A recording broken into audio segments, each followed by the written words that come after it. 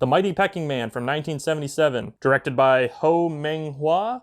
I hope I'm pronouncing that right. The Mighty Peking Man is a Hong Kong King Kong ripoff, and it's one of the most insane giant monster films, guy in a rubber suit movies I have ever seen. I'm gonna try and get this pronunciation right too. I apologize if I butcher it, but Danny Lee Sao Yin plays Johnny Chen, the main character of the film, and it also stars Evelyn Kraft, who is constantly trying to keep her breasts within her clothing. There are plenty of scenes of her running around, and her boob is always trying to pop out.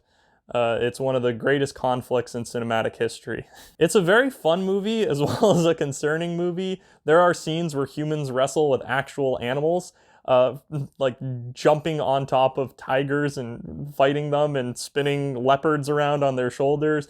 I was pretty impressed by the animal handling, though I am concerned for the animal's safety. This was in the 70s, so for all we know, those animals were hurt. I hope not. I really hope not. I hope that the animals were having fun while shooting it. But yeah, like I said, this is a King Kong ripoff. They did not use stop motion animation like in the original King Kong from 1933. Instead, they went the rubber suit route, which was very popular at the time because of the Godzilla films, as well as the Dino De Laurentiis King Kong remake, which used a rubber suit.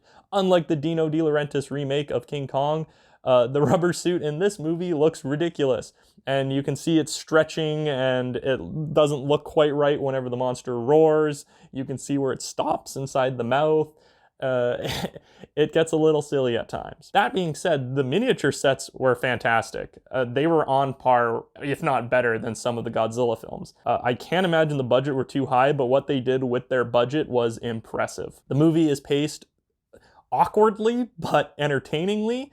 I won't say that it's paced well in terms of plot progression. There are some points that definitely feel pointless, but the movie is entertaining nonetheless. I found the soundtrack to be bombastic and silly, though forgettable, you know? Like, I'm not sitting here humming any tunes from The Mighty Peking Man, but I remember while I was watching it, I was like, fuck yeah, this is funky as shit. The way in which characters behave is comical at times, like just abandoning people, and you know, there are crazier love triangles than some sitcoms. I really recommend this movie if you're in the mood for a laugh and like giant monster movies. It's a lot of fun. That being said, I don't know if the casual film viewer would get too much enjoyment out of it. I'd hope you would, just based on how crazy it is and how silly it is.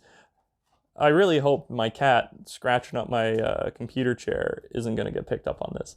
Anyways, maybe, you know, if you're not into giant monster movies, maybe this isn't for you, but it is a fun adventure flick, and it's very weird. Quentin Tarantino is a big fan of this movie, and I'm pretty sure it's the guy who got it initially released on DVD here in North America. I'm going to give The Mighty Peking Man a 7.5 out of 10, purely because of how much I enjoyed it. In terms of quality, there are higher quality giant monster movies out there, but I had a lot of fun watching it, and I think you would too.